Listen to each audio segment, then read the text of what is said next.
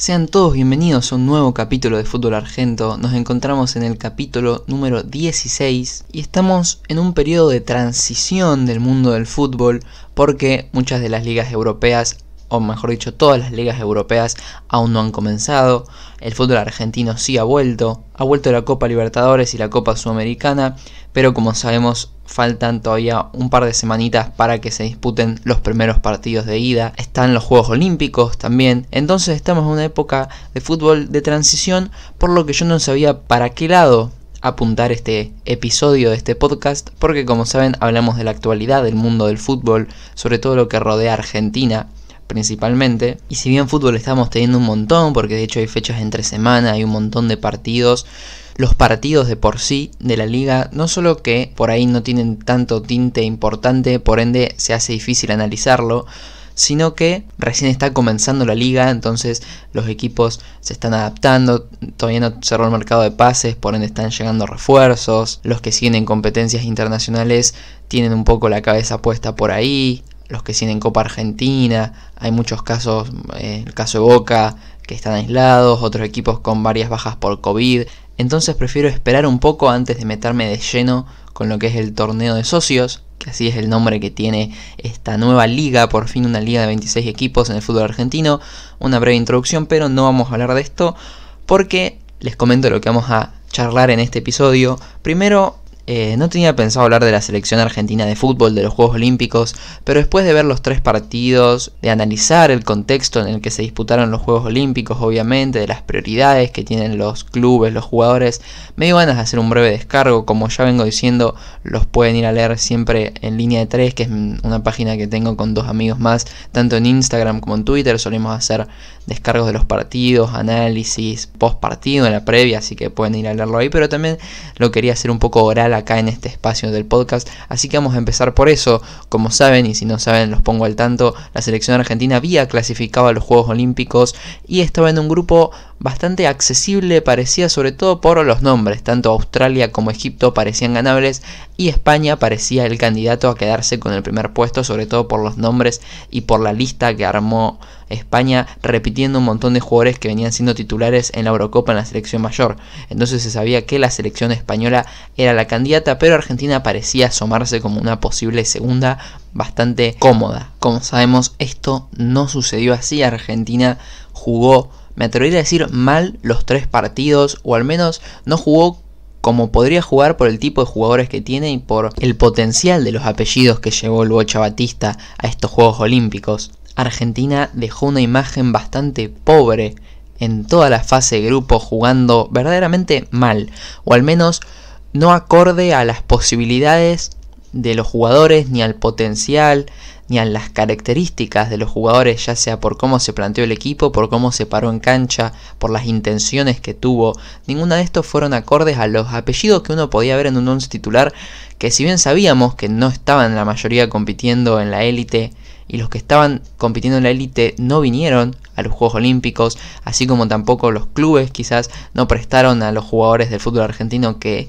están destacando, porque si bien la lista de la selección argentina es buena, siempre hay que ponernos en un contexto, y es que estos convocados probablemente no hayan sido los que Batista tenían en mente. Sabemos que quería contar con algunos jugadores mayores, como lo fueron Izquierdos, como lo fueron Enzo Pérez, que por decisión propia decidieron quedarse en su club y afrontar los octavos de final de la Copa Libertadores, que es algo más que lógico, al igual que los clubes que decidieron no prestar a sus jugadores. Uno puede imaginar a Julián Álvarez, que tenía edad para ir a disputar los partidos de los Juegos Olímpicos, venía de jugar la Copa América. También podían pensar en un Alan Velasco, en Varela de Boca. Había muchos nombres que podían llegar a jugar en unos Juegos Olímpicos de una selección sub-23, sumados a otros mayores que podían dar, yo creo, al menos otro aspecto y dejar otra imagen en Tokio a la que se dejó. De todas formas, fueron buenos jugadores. Argentina demuestra que tiene una cantera inagotable, que sigue sacando jugadores. Hubo equipos que sí decidieron prestar a chicos de su club, como fue el caso de Argentinos Juniors, con un ejemplo que se me viene como Fausto Vera. También lo hizo Vélez, con De La Fuente, con Ortega, con Thiago Almada. Después quizás lo pagaron caro y quedaron afuera tanto Argentinos Juniors como Vélez.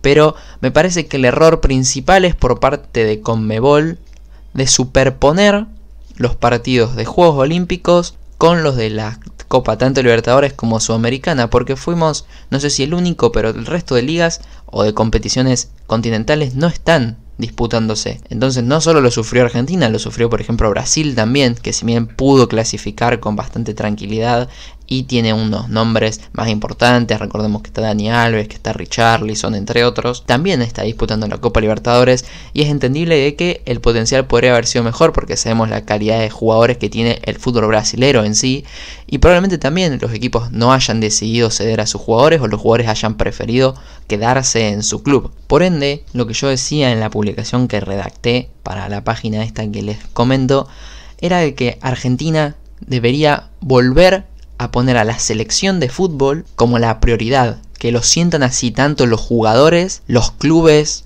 la misma AFA, la entidad. Después lo que haga la Conmebol no lo podemos controlar, pero aunque sean los jugadores la intención de ir, de pedir a su club, no solo en el fútbol argentino, los de Europa, algunos mayores, recordemos que los mayores que fueron terminaron siendo Jeremías Ledesma, que si bien le aportó a la selección y fue de los mejores nombres que tuvo esta lista de los Juegos Olímpicos y de los que mejor jugó también en cancha, de hecho fue la figura en casi todos los partidos, es un arquero, no deja de ser un arquero que no termina de dar un salto de calidad en cancha, sí te puede dar otra confianza y otra tranquilidad en defensa, pero a la hora de generar juego o de tener mayor solidez, como puede dar Izquierdos o una actitud de juego como te puede dar Enzo Pérez, no la aporta, porque justamente como dijimos, Conan es un arquero.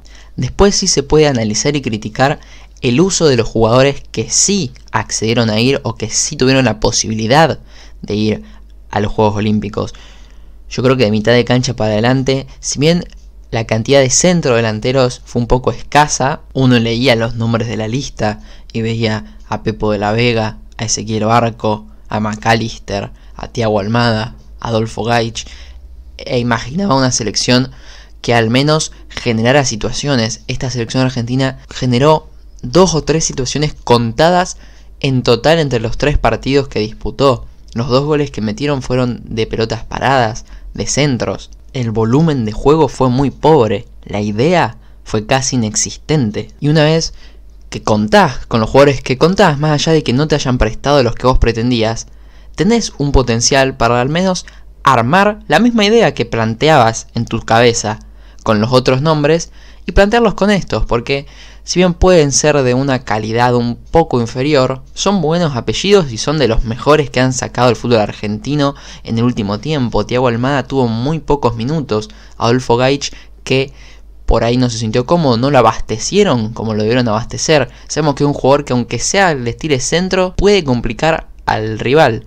Entonces ni siquiera se le pudo tirar centros a la cabeza a Adolfo Gaich. Otra realidad es que Ezequiel Barco y Pedro de la Vega, uno supone que pelearían por un puesto porque juegan ambos por izquierda. Y sobre todo en el último partido, ambos fueron utilizados por derecha, cuando lo mejor que tienen es ese engaño de amacar el cuerpo, amagar de salir para su perfil menos hábil que es la izquierda y enganchar y ya perfilarse de cara al arco. Si juegan por derecha esto no lo pueden hacer, no juegan a pierna cambiada. Lo mejor que pueden hacer es combinarse con el lateral. Ni De La Fuente, ni el Yacaré Herrera lo pudieron hacer eso de pasar al ataque y de combinar. Y de hecho De La Fuente cuando pasó al ataque terminó muy mal las jugadas. Por el otro sector, por el lateral izquierdo, había buenos nombres. Uno imaginaba Claudio Bravo de Banfield, que venía haciendo las cosas verdaderamente bien en su club. Y también el titular de la selección, que era Panchito Ortega, que en Vélez también viene haciendo las cosas muy bien. Y tampoco se pudo ver. De todas formas, en esta parte hay que ser sincero y decir que los arbitrajes de los Juegos Olímpicos, al menos en el fútbol, son muy malos. Los árbitros, si bien sabemos que no son de la élite del fútbol y no están acostumbrados por ahí a dirigir jugadores de la envergadura que lo puede ser un Pedri, un Unai Simón, el mismo Thiago Almada, Ezequiel Barco, deberían estar mínimo a la altura. La expulsión de Ortega en el primer partido frente a Australia condiciona un montón, no solo a futuro porque se pierde el próximo partido, sino el partido en sí. Argentina estaba siendo, al menos desde lo actitudinal, superior a Australia en ese partido, y esa expulsión termina cambiando el rumbo completamente. Y después, en el último partido frente a España, hay un, al menos en mi opinión, claro penal que es omitido y no cobrado. El VAR tampoco intervino. Entonces, obviamente Argentina no jugó bien, pero las cosas como son, el arbitraje fue malo. Finalmente, para redondear la idea, lo mismo que veníamos conversando. Argentina debería ponerse en plan selección, volver a ser la prioridad de la selección, como es la selección mayor y como lo entienden los jugadores que actualmente integran la selección mayor. No solo viendo lo que hacían en cancha, sino lo bien que se llevan afuera, cómo defienden los colores, cómo si Richarlison sale a burlarse por redes sociales, saltan todos a defender. Entonces, como lo sienten ellos, lo deberíamos sentir todos para abajo. No solo la sub-23, sino la sub-20, la sub-17, las inferiores, la selección de fútbol femenino. Todos deberían estar encaminados y coincidir en que la prioridad sea la selección argentina, como lo fue para los jugadores de la selección mayor, que se encerraron 45 días, que no vieron a sus familias, que se pusieron como objetivo ser campeones en Brasil y lo lograron. El potencial está. Falta un poco de actitud, un poco de sí dejar cosas atrás por la selección, hacer sacrificios, esfuerzos, pero para eso debe volver a ser, como dije, la prioridad la selección. Esa sería la idea primordial. Obviamente si queremos que Argentina vuelva a conseguir medallas de oro en los Juegos Olímpicos, como lo hizo en Beijing, por ejemplo, ni hablar si queremos que Argentina pelee un mundial, todas estas cosas, para poder lograrlas, me repito, para cerrar, Argentina debe volver a poner a la selección de fútbol como la prioridad. Y para cerrar el capítulo, para que no quede tan corto, voy a aprovechar para hacer algo que había dicho que iba a hacer en el capítulo pasado, y es hacer la predicción, o al menos una previa, un análisis de lo que yo creo que pueden llegar a suceder en los partidos de cuartos de final, tanto de la Libertadores como de la Sudamericana, siempre haciendo énfasis en los equipos argentinos, pero obviamente vamos a hablar o a dar un breve pantallazo de lo que pueden ser los encuentros de equipos extranjeros que por ahí no tenemos tan vistos,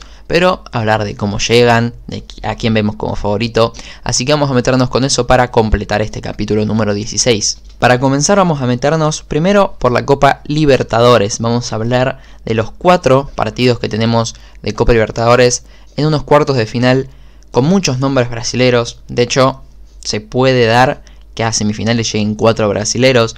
Tenemos en 3 partidos de cuartos brasileros y en uno que todavía falta definir, al menos en el momento en el que estoy grabando esto, que es el partido entre Fluminense y Cerro Porteño, que se disputó, como sabemos, la ida en un partido bastante polémico, con un error del VAR muy grosero a favor de Fluminense y en contra de Cerro Porteño.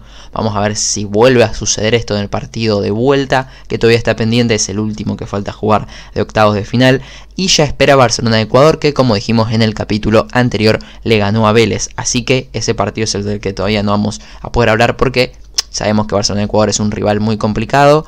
Fluminense parecería ser el favorito a meterse en esos cuartos de final, pero Cerro Porteño no lo hizo mal a pesar de sufrir ese error arbitral que claramente lo perjudicó. Pero si Barcelona de Ecuador es más parecido al Barcelona de Ecuador de fase de grupos y no tanto del que vimos frente a Vélez, que aunque haya pasado, Vélez casi los 170 minutos de 180 que se jugaron fue superior. Entonces deberá ser más parecido al Barcelona de fase de grupos que vimos en el grupo de Boca que a lo que fue contra Vélez, si pretende poder llegar y acceder a las semifinales. Dos equipos que venimos viendo mucho, que los tenemos bastante vistos del fútbol brasileño porque se han cruzado con rivales argentinos en ediciones pasadas, en fase de grupos, hasta la instancia pasada, como es el caso de Sao Paulo. Así que primero que nada, si quieren saber cómo llegó Sao Paulo tras ganarle a Racing, por qué le ganó, les recomiendo que vayan a escuchar el capítulo anterior donde hicimos ese análisis. Y por parte del Palmeiras llegó tras ganarle a la U Católica de Chile y se metió en este partido de cuartos de final frente a un equipo de su mismo país. Claramente tengo bastante más visto, al menos recientemente, a Sao Paulo, y sabemos que no es un gran equipo, pero que es muy peligroso a la hora de las contras, o al menos así lo mostró en el partido de vuelta frente a Racing, donde Racing se equivocó, mostró lentitud a la hora de las transiciones y Sao Paulo supo sacar provecho de estos errores. Veremos Palmeiras, que al menos recordando el Palmeiras campeón de la Copa Libertadores anterior, Palmeiras es el defensor del título, no era un equipo que jugara muy bien, al menos desde mis parámetros de lo que significa jugar bien, sino que intentaba defenderse y era muy sólido en defensa. No lo tengo tan visto, pero me imagino de que la intención deberá ser un poco similar. Así que si Sao Paulo plantea una idea de atacar de contra, y Palmeiras se defiende bien pero no tiene muchas ideas de atacar, probablemente sea un partido, no sé si aburrido, pero chato y que se defina por detalles. Al menos eso es lo que veo desde la previa, sin haberse disputado siquiera el partido de ida. Luego, como sabemos, cuando rueda la pelota, la historia puede ser totalmente distinta. Y antes de meternos en el partido de River, vamos a hablar de Olimpia Flamengo. Olimpia, que ya sabe lo que es eliminar a un rival de Brasil, como lo hizo frente al Internacional por penales, en lo que fue un partido muy parejo que se terminó definiendo en esa tanda de penales.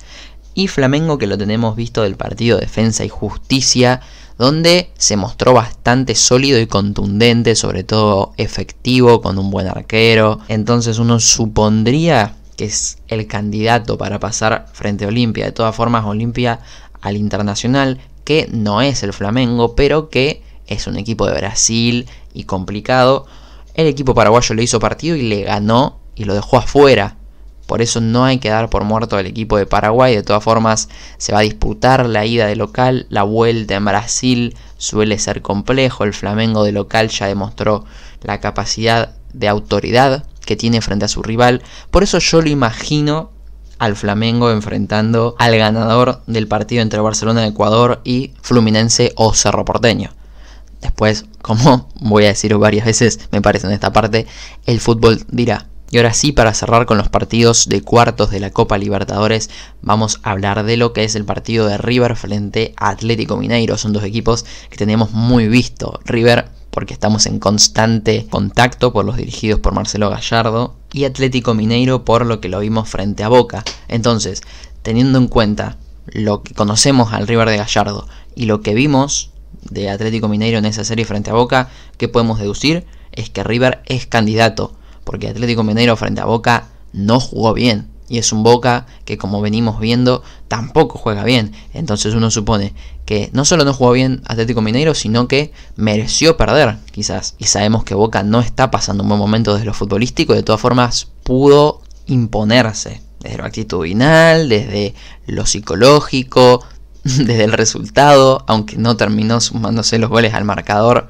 Entonces uno supone que River, sobre todo con el nivel que mostró frente a Argentinos Juniors y que viene mostrando en el torneo local, donde se nota que juega otra cosa. Verdaderamente River está un escalón por encima de todos los equipos de Argentina, y si bien en el continente ya se le hace un poco más parejo la historia, me parece que si logra jugar como lo viene haciendo, Atlético Mineiro no va a tener muchas chances de meterse en semifinales, y al menos yo lo imagino al River de Gallardo en semifinales y peleando frente a un Sao Paulo o un Palmeiras nuevamente. Habiendo hecho este breve repaso y pantallazo de lo que, al menos en la opinión de Nico Juliano, pueden llegar a ser los cuartos de final de la Copa Libertadores, nos vamos a meter en la Copa Sudamericana, donde, saben, tengo el corazón puesto, ya que Rosario Central es el único equipo argentino que disputa, que continúa en esta competición, y vamos a apoyarlo más allá de que sea argentino, porque es el club del que soy hincha. Lo remarco siempre por las dudas, pero de todas formas, a la hora de hacer una predicción, una previa,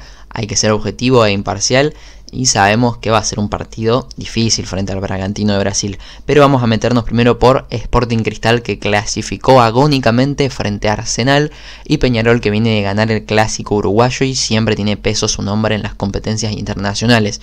Con esto que estoy diciendo ya se imaginarán que me voy a inclinar en esta predicción por Peñarol. Yo creo que Peñarol, el equipo uruguayo, puede llegar a clasificar y meterse en semifinales. De todas formas, el equipo peruano es un muy buen equipo, pero teniendo en cuenta que se le complicó frente a un Arsenal que, si bien hizo las cosas bien, no juega muy bien. Es más, desde empuje, desde huevo, como es el apodo de su director técnico, uno imaginaría que Peñarol, que es un poco sinónimo de lo mismo, no solemos ver grandes partidos en el fútbol uruguayo, sino justamente esta cuestión de la garra, del esfuerzo físico, de ser vivo, esa viveza criolla, ser pillo. Entonces uno imagina al menos un partido yendo para ese lado. Después hay que ver ya en ese juego, en el barro, ambos equipos con el overall puesto, a quién le irá mejor. Yo me inclino por Peñarol, pero Sporting Cristal, como decimos, demostró que puede jugar ese juego también y salir victorioso. No sabemos si volverá a ser con un gol de chilena en el último minuto para clasificar,